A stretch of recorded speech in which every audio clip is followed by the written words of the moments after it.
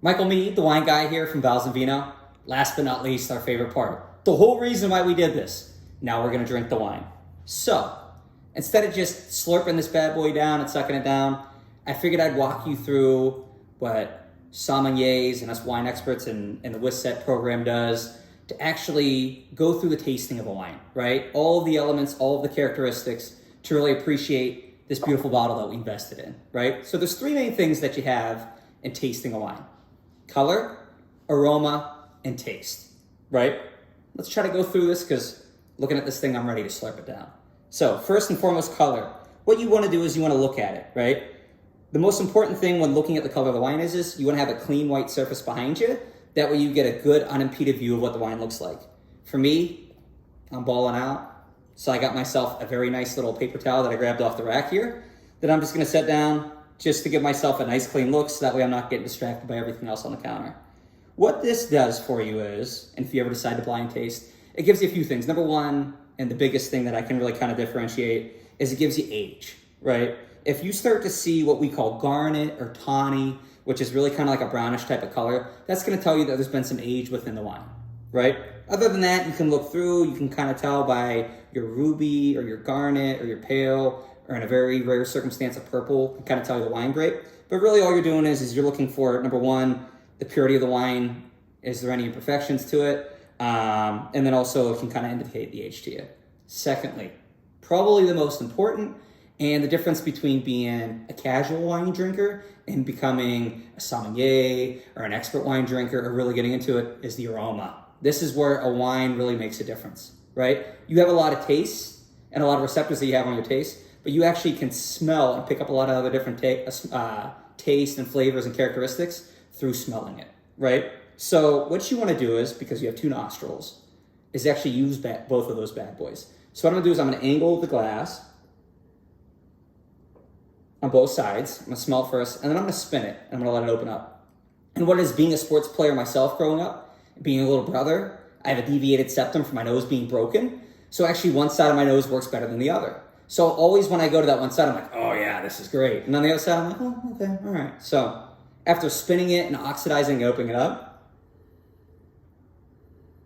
wow, really, really getting something. And another thing that was taught to me by my wine instructor is that when you smell, be intentional, right?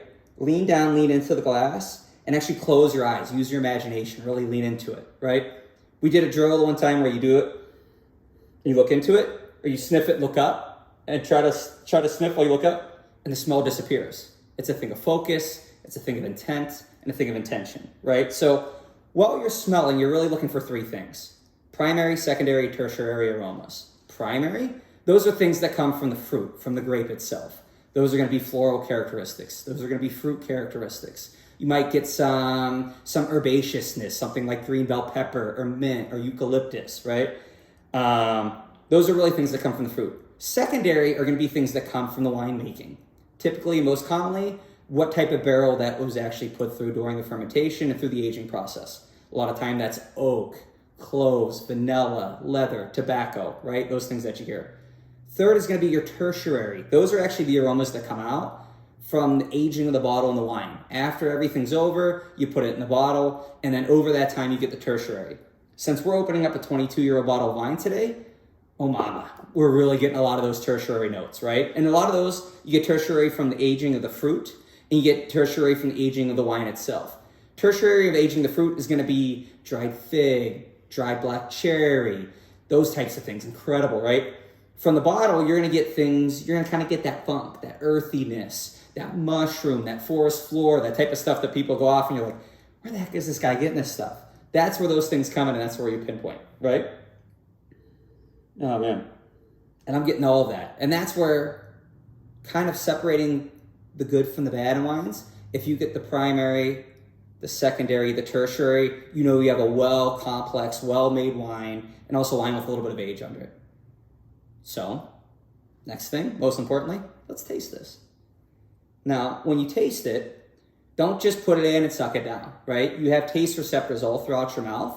So the important thing is as you're tasting it, to make sure you're moving it from the front of your mouth to the side, to the other side, to the back, even up towards the front, and kind of moving it across your palate. And as you do that, you're hitting all of the different taste receptors, and really getting that full effect of the wine.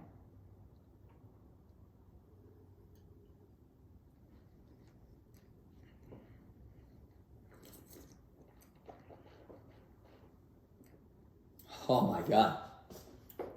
Wow, that was good. Holy crap, that's a really good wine. Woo! Okay.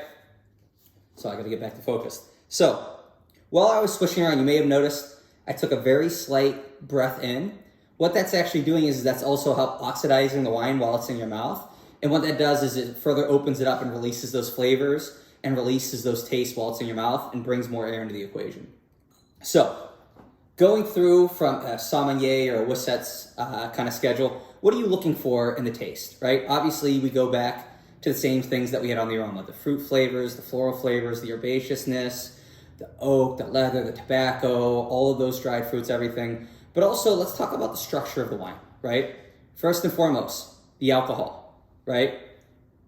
You have your light, your medium, and your full, right? The easiest way to taste on an alcohol, and your medium is about 11 to 14%. Anything over 14%, ABV is going to be high. Anything under 11 is going to be low. The easiest way to identify the alcohol within the wine is as that's traveling down your throat, do you feel that burn, right? Do you feel a burn kind of within your throat as it goes down? If you feel that and that resonates, it's going to be high. If it's a little bit present, but not really, it's going to be medium. If that just glides right down and there's nothing there, like a sweet Riesling or something like that, it's probably going to be low, right?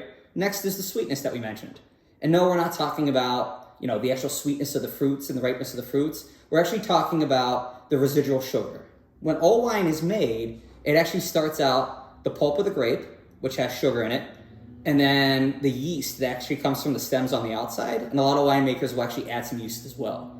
Through the fermentation process, the sugars in the pulp actually transition and ferment into alcohol. The yeast from the skins actually ferment over into carbon dioxide. You get that in the bottle, and that's what creates your wine. So, when we talk about sweetness, we're talking about, is it a dry wine? Have all sugars been converted over into alcohol? Yes or no, right? If it's a no, you might have off dry, sweet, whatever it may be. But this one, clearly a dry wine here. Next, you have your acid, right? I don't know if you've ever heard of somebody talking about, oh, this wine is acidic, there's acid in it. Acid in wine is really what makes you kind of your mouth salivate, make you water. If you drink a wine and you could feel it up and in your mouth starts watering, you start smacking your lips and want more, that's a high acid wine. Also, for a lot of wines like California Cabernets and wines like that actually age over time, acid actually helps allow a wine age.